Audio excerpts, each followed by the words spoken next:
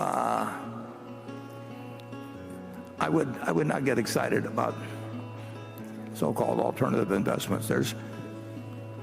You can get all kinds of different figures, but there's probably at least $1 trillion committed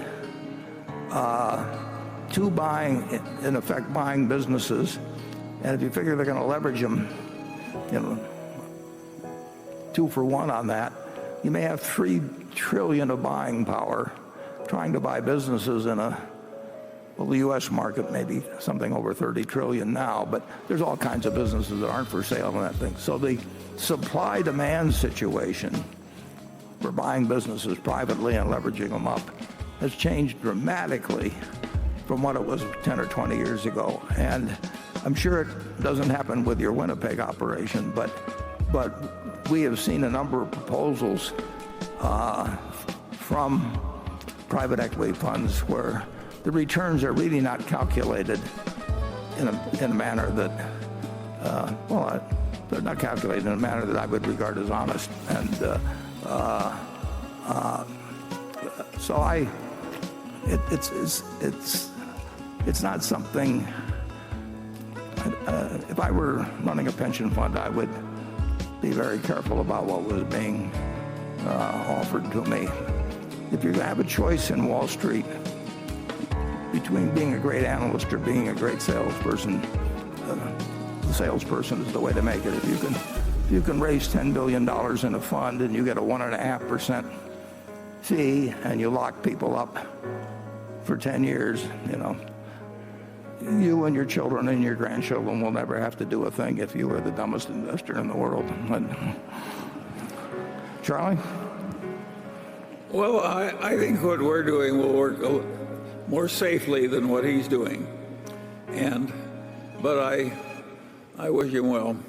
Yeah, Brent, you sound like a guy that I would hope would be working for a public pension fund, because frankly, most of the institutional funds, we had this terrible right here in Omaha, and you can get a story of what happened with our Omaha Public Schools retirement fund, and they were doing fine, and until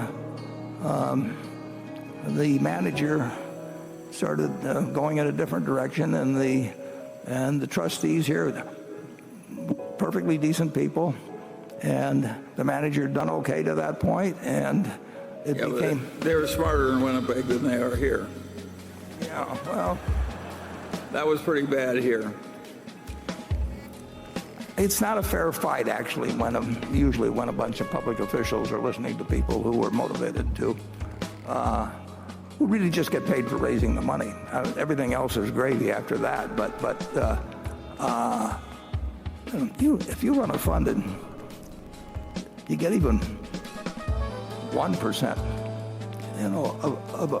of $1 billion, you're getting $10 million a year coming in, and if you've got the money locked up for a long time,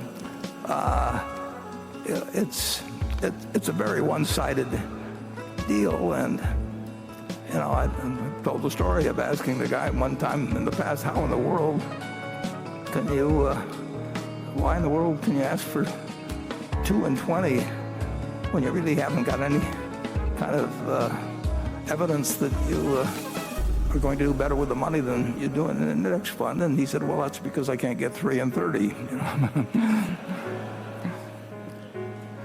What I don't like about a lot of the pension fund investment is I think they like it because they don't have to mark it down as much as it should be in the middle of the panics.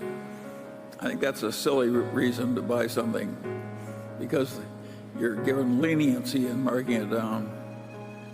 Yeah, and when you commit the money, in the case of private equity often,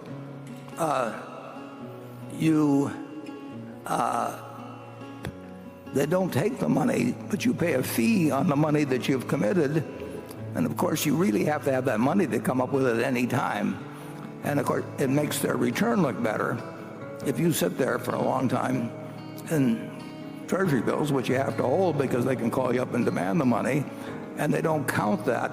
They count it in terms of getting a fee on it, but they don't count it in terms of what the so-called internal rate of return is. it's not as good as it looks, and I really do think that when you have a group sitting as a state pension fund, Warren, all they're doing is lying a little bit to make the money come in. well, that sums it up.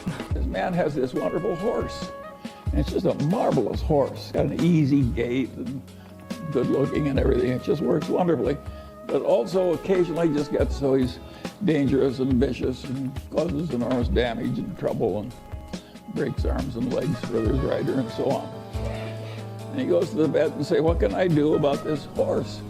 And the vet says, that's a very easy problem and I'm glad to help you. Just what should I do? And the man says, the next time your horse is behaving well, sell it.